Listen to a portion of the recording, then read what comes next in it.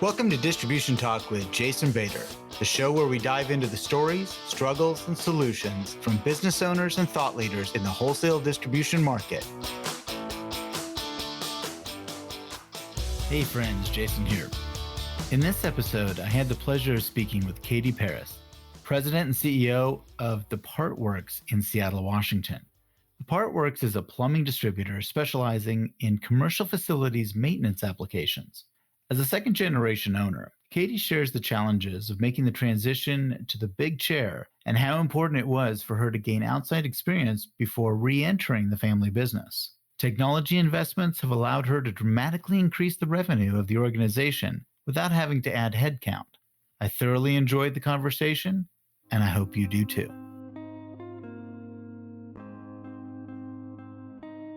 All right, Katie. Well, hey, welcome to Distribution Talk. Thank you so much for joining me. I appreciate it. Thank you for having me. I think you're going to have a lot of fun. So, this could be a time to tell your tale and, inspire others to follow your path here. So can you give me a little history lesson? How did you get involved with distribution and why are you still here? Sure. I grew up in the business, as the story goes. A lot of people have that story in distribution. And when I was in elementary school, I was making drinking fountain repair kits and Sloan valve familiar. repair Yeah, kits. I know. Yes. Yeah. Some of those we still make, some we don't make anymore. And as I got older, I continued to work in the business in high school and even in college. And I did a lot of jobs in the business that my mom said to me along the way, this probably isn't your favorite work, but this is why you're going to college. Okay, slog through the summer, working a couple jobs, one of them at my parents' business and jobs in other places. And I really honestly never had the intention of going into the family business. Mm-hmm. So I did a business degree at the University of St. Andrews in Scotland. Yeah. And I did a master's degree there. And I told my parents when I got done that thank you very much for putting me through college. I'm glad the plumbing business could do that, but I'm not really interested in working for you. Sure. And my dad said to me, well, you know what, hun? He always called me honey. You know what, hun? You wouldn't be welcome right now anyway. You don't have anything to bring to us. Well, gee, thanks, that's a little Dad. bit of a deflator. Right? Yeah. Oh my God. All right. It was a little tough, but so real. So it was a mutual non-interest at that point. And I went off and I got a job selling coffee. And I traveled all over the country selling coffee, actually whole coffee programs to colleges and universities. Okay. So I would sell into the food service department. We would not only sell their regular reoccurring coffees and teas and chocolates and whatnot, but also all of the equipment. And a lot of times we'd build out a whole espresso stand or whole system. So I learned a lot about sales. I did a ton of cold calling just to get a foot in the door. I think some of my biggest deals were, I never actually made the sale, but I got a foot in the door at UCLA. So that was a big win back in the day. I did that for about 5 years. And then I went on to also in the food service business to selling bottled water for a short time. Mm-hmm. And I found myself telling people when I was asked, I was in my mid to late 20s at that point, and people would ask me, well, what do you want to do with your career? What's next for you? And I kept telling people, I really want to own my own business. And in the meantime, my parents were saying to me, so we're thinking about how to exit out of our business. Mm-hmm. And I kind of realized one day that they were asking the question indirectly because they didn't want to put any pressure on me. Right. And so I picked up the phone and called them. And they were actually in the car with some really good friends in a different part of the country on a trade association meeting. Mm-hmm. And I said, would you be interested in talking about me coming into the business with the potential of taking it over? And they just started cheering. They were so excited. Oh, so that was a huge boost because I really didn't know what to expect. I mean, I thought I had a 50-50 chance of them saying yes or no. It's so interesting, Katie. I've interviewed a lot of first generations and second, looking at their next generation coming in, and there is definitely a mixed reaction. Some believe that they wanted something different for their children, so they weren't really excited about having them come in the business. Others couldn't wait to get them in the business. So it's been kind of a mixed bag. And so, yeah, you don't always know if they're hey, why not take the wheelbarrow full of cash, and leave, instead of selling it to your children, So yeah, that's interesting. But let me step back for a moment. I mean, I'm just you reminded me a lot of, my summers that there was no such thing as summer after eighth grade. I mean, that was it. I was done with that. Right. You just went down the family business. That was the way it was. But you did get a chance to see it really from the ground up. And you've seen the evolution of that company, for so many years, seen so many different things. Now, when you decided to make that leap, you said, all right, I think I want to be a business owner and this looks like the best path to go. What do you feel like you brought, from that experience outside the business? Because I mean, that's, in my opinion, I think that's one of the most important things a next generationer can do is spend that time away and really learn something from someone else and then apply it back into the family business. So, Yeah, I often tell people who ask me, what should they be thinking about if their kids are coming into the business? I tell them, yeah, tell your kids to go work somewhere else. yeah. Don't have them come straight into the business because there's a lot that you learn in your first employment opportunities about Mhm. how to relate to people, how to navigate politics, how to get things done, how to get Mhm. things done when people disagree with you. And there's a lot about being an employee that is entirely different when you're the boss's kid than Oh, when yeah. you're just another employee. Yes. And all of those things are incredibly valuable to me now as a business owner. I have a really solid understanding of what it feels like to work for someone else. And Hmm. I remember what it was like when they changed the benefits plan, and I had no control over that, and it had an impact on my life. And, there's a lot of things like that when you're the boss's kid, it's your own parents. And so you look at it from the lens of family rather than the very different lens of being an employee. Sure. Absolutely. No, I couldn't agree more. Yeah. And those are all certainly important. I think from a professional skill set perspective, Hmm. different industries are operated differently. So in food service, it's much more complex than plumbing distribution. And they're a lot more sophisticated in terms of marketing and communications, and at that time, e-commerce. And I brought a knowledge base in that area that this business didn't have. Hmm. And then the challenge has been in figuring out where the intersection is. Yeah. Because, it's really easy to look at something and say, well, we could just do all that online. Well, no, you can't. You're gutting the core business if you just do it all Right. online. Right. So finding that place, where we're managing to our core business, we're Hmm. taking care of our customers, but we're bringing in, additional resources and additional sophistication that enhances our core business. That has been a really fun challenge. Sure. Absolutely. And how many times did you get in trouble for saying, well, in the coffee business, we did this? I think with other employees, they got really annoyed with that. But Yeah. my dad loved hearing it. He was Sure. very creative. He always wanted to know what someone else was doing, someone else's perspective. And he really encouraged that. It's interesting, that you say that. And frankly, that's one of the big reasons I actually started doing this. I started doing this show was really because I felt like there was people out there, business owners that wanted to hear about other business owners' story and how other people did things. And I've always believed that having distributors go and see other vertical markets, completely different vertical markets and see how they do things. I mean, I think it'd be lovely, for a plumbing supply person to go and visit a food equipment distributors association meeting. Doing some cross pollination like that, I think very enlightening. I mean, I think you could definitely learn. What I did find though is really fascinating. I always thought I grew up in the construction supply business, and I always thought that we were really the Neanderthals of the whole of distribution. We didn't know what we were doing, and it was funny. So I went and I was speaking at a health distributors network, and these guys were the folks that sell tongue depressors and hard goods into doctors' offices. And I was like, oh, they are really in the Stone Ages here. And so it was really fascinating to me that actually my industry wasn't all that bad. It's like, okay, we're not as bad as I thought. So you came in and you had a couple of different roles after you came in. You became that co-owner, and then you started out in what capacity primarily? Well, it was very important to my dad that I relearn the business from the ground up. So I spent about probably the first, it's been a minute, 3 to 6 months, somewhere in that range, relearning the business. I spent Yeah. weeks out in our warehouse just picking product, getting to know the staff.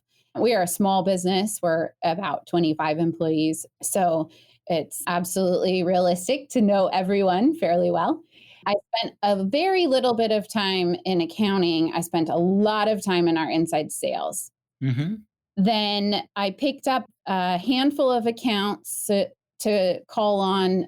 I wanted the sales experience here, so I really deeply understood what we were doing for customers. But I also needed to learn the rest of the business. So I called on customers for several years, limited to about a day a week or half day a week. And then I spent a lot of time on our counter and taking inbound phone calls and, really learning. It takes a long time in the specialties business. We don't just know the valves, we know what's inside all of the valves. And that's our true value in the marketplace, is being able to find the parts that make all the things work. Right. So, nobody knows all of that, but you can get really good at knowing where to find all of that. Absolutely. Oh, yeah. That Yeah. makes a lot of sense. Yeah. Yeah. And it Yeah. really does take a long time. Recently, over the last couple of years, we've brought on a number of new inside salespeople. And my observation is that if I can get somebody who's been a plumber, then it takes me about 3 months to get them to the point where they're really valuable to my customers on our Mhm. counter and on the phones, being able to identify products and figure out which replacement the customer needs. If Mm. they have no plumbing background, then it takes 6 months. Okay. So it's a pretty significant time investment. These days, when people want to move on from things very quickly, Yeah. that is a challenge. Sure. Oh, yeah. No, it makes a lot of sense. Now, when you bring them in, let's say that you find somebody who actually has the right personality and everything, you decide, yeah, I think this person has an attitude I can work with here. Do you bring them in immediately towards that inside sales, or do you start them out and maybe in that warehouse environment or delivery or something of that nature? We always have people start in our warehouse, but it depends on what experience they're bringing with them, how Mhm. long they spend. Mhm. So I have a wonderful brand new employee who just started this week, but she comes from the industry. So we have her out in Mhm. our warehouse for probably only a week, just so she can start to get a feel for how is stuff laid out, how does the computer system work. It's a lot lower pressure to look Mhm. something up in the computer system when you don't have a customer hanging over your shoulder. Sure. So our goals with that are really to familiarize somebody. Now, I've found that some of our very best inside salespeople come from a warehouse position. And so Mhm. then we hired them for the warehouse. They might be out there for a year. And then we identify, oh, you know what? You have a really great personality and you really enjoy learning how things work. Would you be Mhm. interested in interacting with customers? So that's been a great resource for us. Yeah. No, I've always believed in the progression, starting, in the warehouse. I would love to bring people in from that position, but it's not always possible. And so you do need to go out and look at outside talent, but sometimes it's tough to fit your culture. If you bring somebody, a rock star from the outside, they may not fit in the culture very well. So that can always be a challenge. Remind me again, Ned, do you just have, is it the one location or do you have multiple locations? We have one location in Seattle. Lucky you. Yeah, don't ever stop doing that. I tell everybody, whenever they tell me they're a single location company, just be happy right there. Don't get the lure of trying to branch. Branches are a headache. They're miserable. I love my branch managers and I love educating branch managers. Oh, but to be under one roof would be awful nice. That's a very, very nice world. Yeah, our business model really lends to that as well, because unlike the traditional wholesalers in pipe, valve, and fittings, we have salespeople who go out into facilities. So we do a lot with facilities maintenance. Yeah. So I don't need multiple branches because most of the customers don't come to me. We go to them. Right. Right. Yeah. And so I take it you don't have showrooms, you don't have any of that fancy stuff, or do you? We have I would say, a small showroom with almost no product for residential. Perfect. It's almost all commercial. So I've got a whole lot of sensor faucets. Tell you right now, I mean, that's my preferred side of the house as well. That's what I grew up in, commercial construction. And so I have an affinity for that side. And the other side of the fence, although it goes through really high highs and low lows, no thanks. I just don't need that kind of nonsense. Well, it's good because I've actually been working with a lot of plumbing distributors that are challenged by the showroom deal, especially having, homeowners or residential people coming in, looking at all the beautiful fixtures and then, oh, let's go buy these online, see what happens there, so that can be a challenge. Now, speaking of that, have the large online outlets, primarily Amazon or whoever it may be, has that been starting to eat into your business more and more? It's impossible to say no because I can look at their numbers and the stock reports and see that they're eating into everyone's business. Right. But that said, what we find is that our customers really value our service. Mm-hmm. And when, in the current environment, a lot of our customers are looking at they want to upgrade everything in their restroom to touch free right now. Mm-hmm. Well, if you're looking at a big commercial building, you have multiple restrooms with probably multiple different applications, different types of valve, different situations, layout. There's a lot of things that go into getting the right replacement unit. You can't just hop on Amazon and buy the cheapest faucet. It doesn't work. Then you can't install it. You can't install the 4 together. Or you'd end up with no mixing valve and then you got cold water or whatever. There's 1,000 ways that can go wrong. Right. So what we find is that we have these really long-term, multi-year relationships with customers. And so when they get into a situation where they need to replace the partitions in their restroom or they need to replace all the valves in their building because they have to be touch-free, then they call us and we come out and we help them figure out exactly what they need to replace it with. And the value of getting the right material the first time is just far exceeds, whatever cheap thing they can nickel find here, on nickel Amazon. there. Yeah.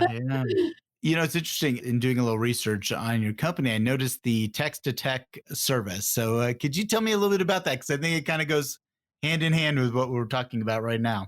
Oh, yes. And you know what? This is one of those places where we've found the intersection between the old school business and doing a better job of marketing. When I first started working here, everyone's had cell phones for a long time now. They haven't been smartphones, and we didn't have smartphones until sometime after I was working here. But years ago, probably in the late 90s, customers started texting us pictures. I have this thing apart. The water's off in the building. I have the valve apart. What am I looking at? And what parts do I need? So we would do that on the old fashioned, on a flip phone. Sure. And, and all of my salespeople have done that for customers for years. And several years ago, I was like, there's got to be a way to do this more centrally so the customer doesn't have to wait until the salesperson is out of their last appointment or whatever. The salesperson might be looking at a windshield. They don't have the resources at their fingertips.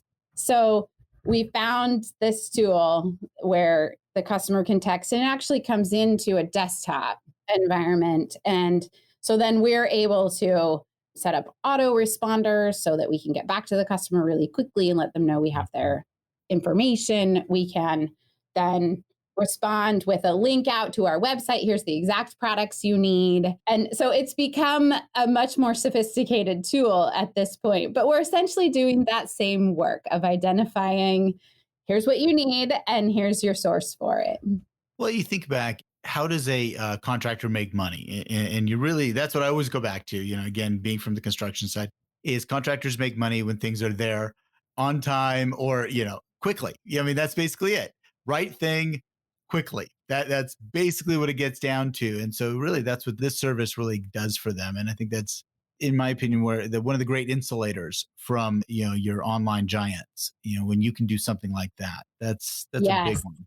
Yeah. And our core customer is the facilities maintenance professionals. So they Hmm. usually work for the facility. And last summer, I went out and sat down with the facilities director for about 10 of our major hospital customers and asked them a series of questions. And one of the things that I found out in that is that if a hospital room is down for a day, it costs the hospital in the neighborhood of $15,000 per Hmm. day. Hmm. So if they have a faucet down and they can't use that room, then it almost doesn't matter how much it costs to get a new faucet in there.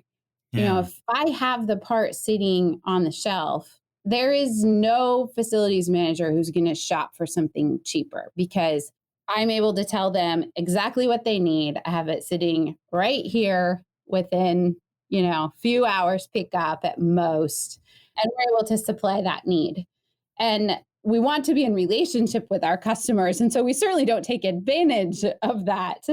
But it also, like you said, it also just exits that online shopping right out the door. Sure, sure. And it's okay to make a nickel or two more, if you've got the expertise, you've got the product. Look, anybody can be the cheapest when the product's not on the shelf. Right. Yeah, yeah. Anybody can be the cheapest. But no, I think those are really important for those types of customers that you're serving. And I think when you back it down to, what is the cost associated with that customer, that contractor, maintenance, or that facility when it's down? When, sometimes in the industrial side, we'll look at when a line is down or something of that Yeah. nature. What is the Yep. cost associated with that? And yeah, I mean, even though you might grumble or, a little curmudgeon might, get a little upset when they think it's a little more expensive. It's like, well, it's right here, come on now. So in the bigger picture, I think, many times we do justify our gross margins in this side, in the specialty side of the house. I mean, absolutely. If I could take a quick segue here, how long have you been CEO, Grand Poobah, president, all that kind of stuff? Well, I took over the business in 2012, Okay. and that was a really hard year. My dad passed away very suddenly and Mm. unexpectedly. So Sorry to I, hear I that. was expecting to take over the business, but not at that time. Got it. Yeah. And yeah, it was a bit of a shock. Sure. Sure. Had you entered back into the business several years before that, or Yes, about 6 years before that. okay, So so I you had had a about lot of 6 years. yes, Got it. yes. So it wasn't like in the 6 month period. You just like showed up and No, then, hey, now I get to run it. No, good. So you did have a good, a decent runway there, at least I to did. learn what you needed. And, I yeah. did. So besides the passing of your father and that, okay, now I am sold, the decision maker, really. I mean, the grand decision maker. Other challenges that you found along the way now that you've been running this, as the CEO for several years now. What are some of the big things that you've run across? What are the big challenges that you've run across that have kind of taken you back a little bit? Well, let's see. Some of them were self-imposed. The best ones always are. Best one. Yeah. Yes. My first biggest challenge was shifting the company culture. Yeah. So I loved working with my dad, and we were fantastic partners. He loved working with me too. He told people that all the time in front of me. We were just a really great partnership. And also, he was a very different person than I am with a very different leadership style. And he was pretty typical, I think, of his generation, kind of coming at things with this very command and control style. Like, here's how I want it done. You will do it exactly this way. Mhm. Don't Yeah. ask too many questions. Don't come Sure. up with too many ideas unless you can sort of make me believe they're my ideas. And Mhm. then that's great. Yeah. And, I used to tease him about this stuff. And you're probably the only one who could get away with that too, by the Uh-huh. way. Yes. Yeah. Yeah. And, he was extremely competitive, as am I.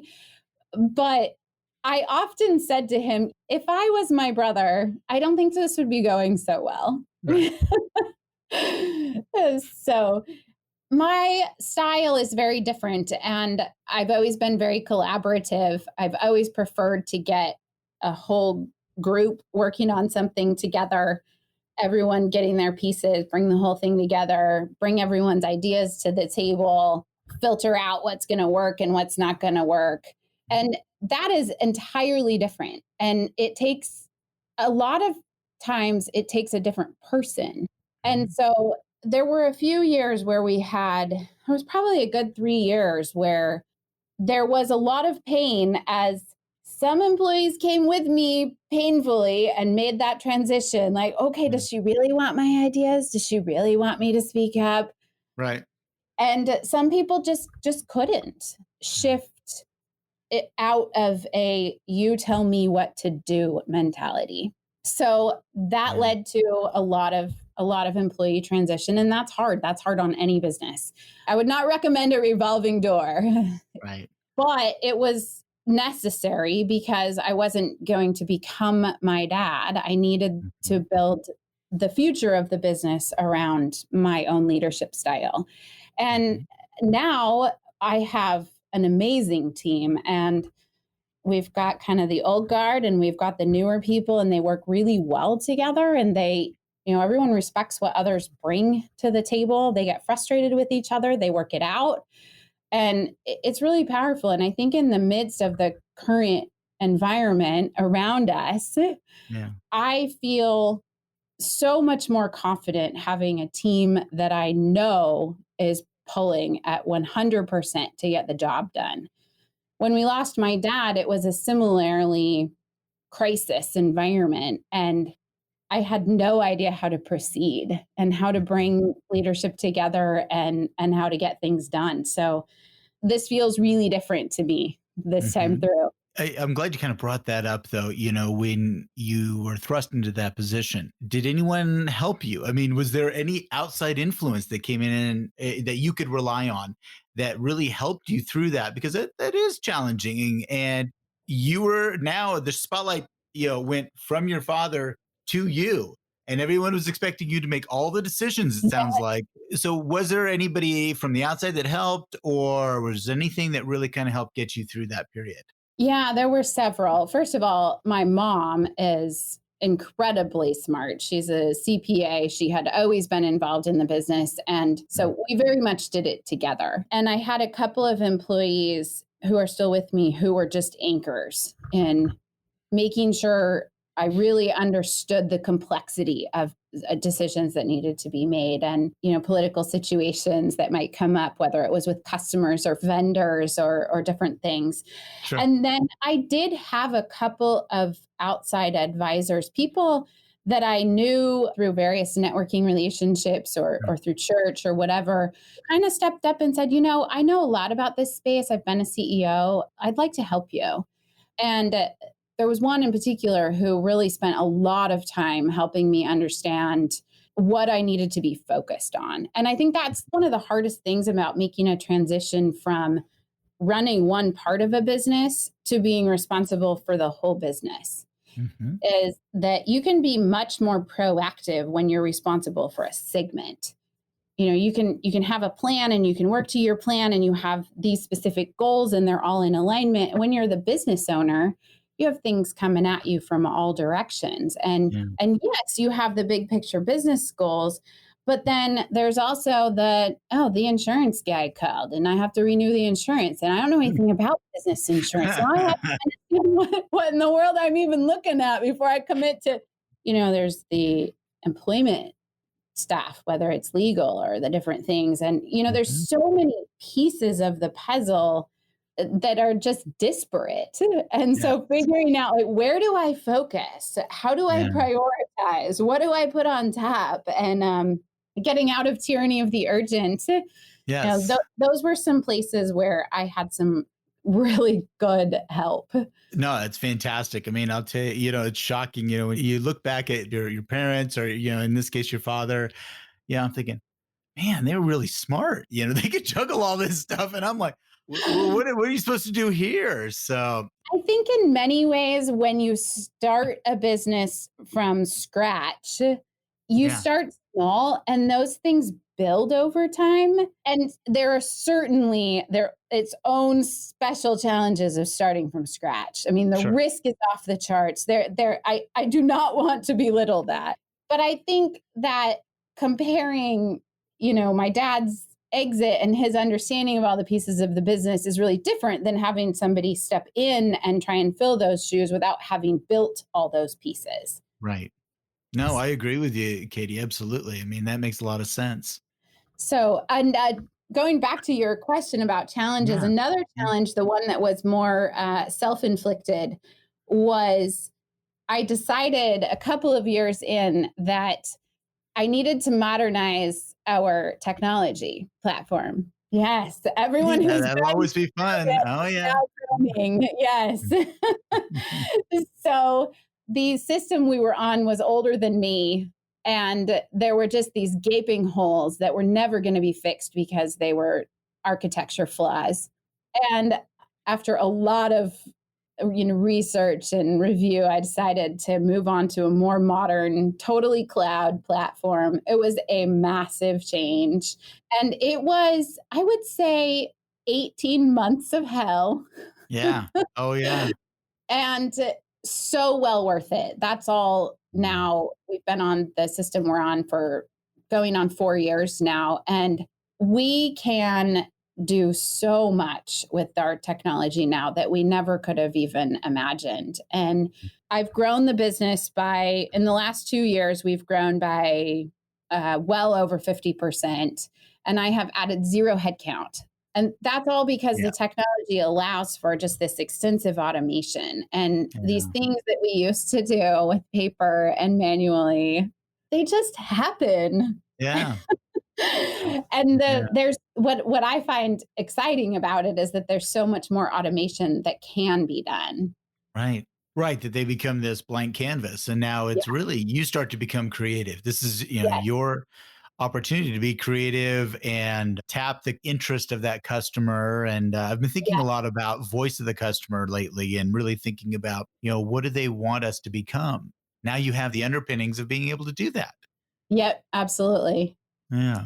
Tell me again, and I'm looking at our time going, well, I knew we were going to go along. I just had a feeling we were going to go along on this one. But if you could give me just a good piece of advice, for people maybe wanting to come into distribution or maybe they're considering coming into their family. Okay, they're that high school student, they're like, do I want to enter my family business that I've been slaving away at for summers and whatnot? What would you tell them? Well, first of all, if it's somebody who's grown up in the family business, I'd go back to what I said earlier, which is go get experience somewhere else. Right. Make sure that you're bringing something of value to the table and make sure that this is what you really want. It's so Mhm. easy to just fall into it because you don't have to go interview and you don't have to put together a resume and you don't have to go sell yourself to a company. But those are all really important things to understand who you are and what you want and what value you bring to the marketplace. And if you don't value yourself, then nobody else is going to either. And then beyond that, I think more broadly for anyone who's looking at going into distribution, I think distribution it's very ripe for a lot of opportunity. There's a lot of change coming and there's a lot of shift in our customer base in terms of generation, which also is going to Mhm. bring a lot of changes in how we work and how technology works for us. And so, even though plumbing or construction materials or HVAC may not seem very sexy, it's critical infrastructure. Mhm. And there are opportunities to be creative and to bring value in this space. I had an interview, It's been a few weeks ago or so, plumbing supply company as well. And he talked about, that we don't just sell toilets, we are building airplanes, we are building infrastructure, and really looking at it from a much more broad perspective. And I think that's really, ultimately what's fantastic about distribution. It's really this broad horizon, and you can choose to do what you wish. So, Yeah, yeah. absolutely. Well, Katie, thank you so much for the time. I truly appreciate it. It was a lot of fun. Well, thank you for having me. I enjoyed it as well. Thank you for listening. If you liked what you heard, consider hitting that subscribe button. Links to sponsors, products, and services mentioned during this episode can be found in the show description area on your podcast application or at www.distributiontalk.com. Distribution Talk is edited and mixed by Andrea Klunder and Edwin Ruiz at the Creative Impostor Studios. This episode was brought to you by my company, The Distribution Team. We are a consulting services firm dedicated to helping wholesale distribution clients remove barriers to profitability, generate wealth, and achieve personal goals. To learn more about how we can help your company succeed, check us out at www.thedistributionteam.com.